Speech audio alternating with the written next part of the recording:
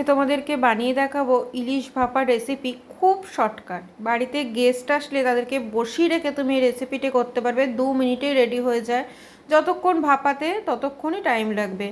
দেখো, প্রথমেই সাদা সর্ষে, কাঁচা লঙ্কা আর লবণ দিয়ে, স্বাদ মতন লবণ দিয়ে আমি একটা মিহি পেস্ট করে নিয়েছি। আমি সাদা সর্ষে দিয়েছি, তোমরা চাইলে কালো সর্ষেও দিতে পারো। আর হলুদ দিয়ে দিলাম পরিমাণ মতন, দিয়ে মাছগুলোকে দিয়ে দেবো।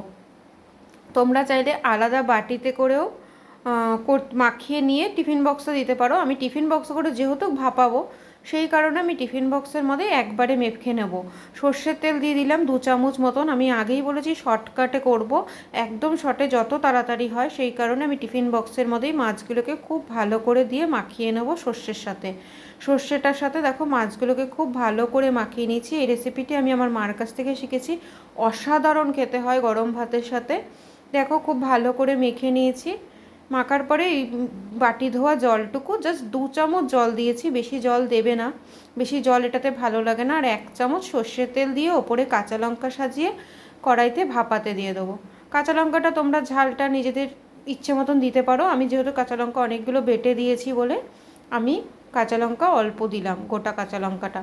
এদিকে কড়াইতে গরম জল হতে দিয়েছি ভাপাতে দেবো বলে, বাটিটা বসিয়ে ভাপিয়ে নেবো।